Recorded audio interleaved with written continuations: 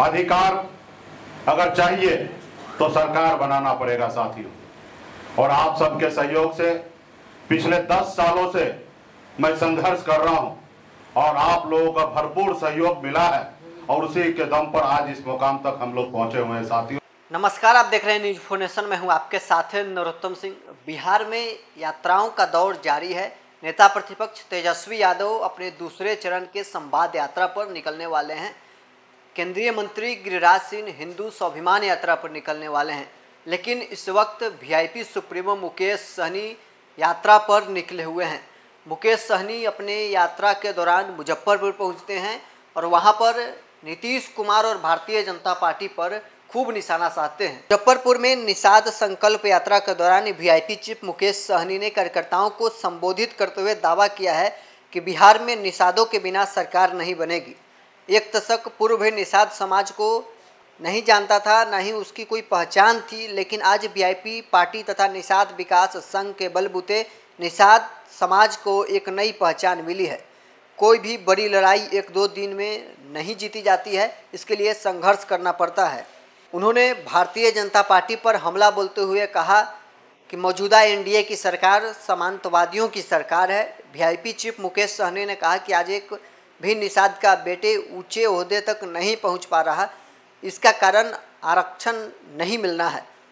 अगर आरक्षण मिलता है तो बहुत अच्छे पद पर हमारे बच्चे रहते।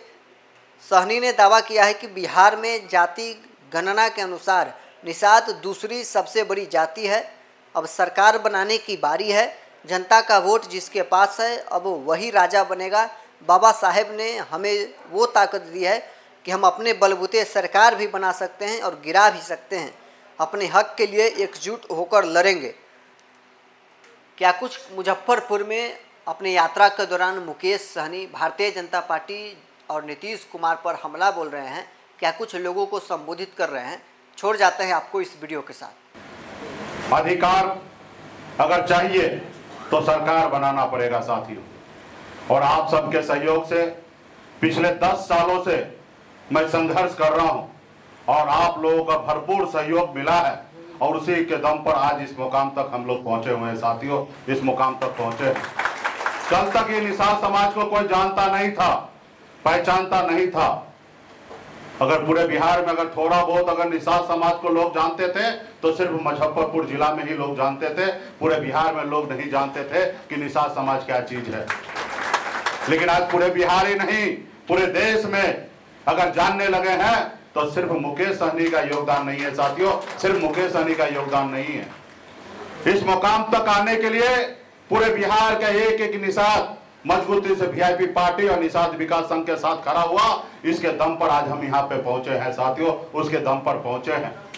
तो साथियों, कोई भी लड़ाई 2-4 दिन में नहीं जीता जाता है साथियों, उसके लिए समय लगता है। सिर्फ जरूरी है कि आप अपने कर्तव्य के साथ मजबूती से उस रास्ते पे चलिए साथियों, उस रास्ते पे चलिए। ये देश पहले गुलाम था, पहले इस पे राजा महाराजा का शासन हुआ करता था, लोग को गुलाम बना के रखा था। उसके बाद मुगल आए, वो भी इस देश पे राज किए। उसके बाद अंग्रेज आए, वो भी आपके देश पे राज कर रहा था, आपको गुलाम बना के रखा था। और आपके पूर्वज, हमारे पूर्वज ने 250 साल तक लड़ाई लड़े, तब जाके हमें आजादी मिला साथियों, तब जाके आजादी हमें मिला। हजारों नहीं लाखों की संख्या में हमारे पूर्वज शहीद हुए, उसके बाद हमें आजादी मिला साथियों, उसके बाद आजादी हमें मिला। और आजादी के बाद बाबा साहब भीमराव अंबेडकर ने हमें एक संविधान बना के दिए।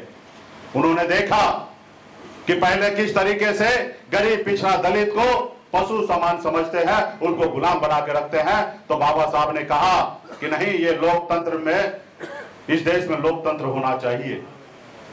कोई किसी के ऊपर मालिक नहीं होगा, जनता जिनको चुनेंगे वही लोग देश को चलाएंगे। राजा का बेटा राजा नहीं बनेगा, अब राजा वो बनेगा जिसके पास वोट होगा, वो व्यक्ति इस राज्य का मुख्यमंत्री हो या देश का प्रधानमंत्री बनेंगे। तो साथियों, हमें संविधान में ताकत मिला वोट गिराने का, और आप अपने वोट के दम पर बड़े से बड़े ओहदे पे जा सकते हैं। जैसे हमारे आदरणीय लालू प्रसाद यादव जी, मुलायम सिंह यादव जी, दलित की बेटी बहन मायावती जी, इन लोगों ने पैसे के दम पर अपने अपने राज्य में मुख्यमंत्री ने बने, अपने लोगों के वोट के दम पर राज्य में मुख्यमंत्री बने और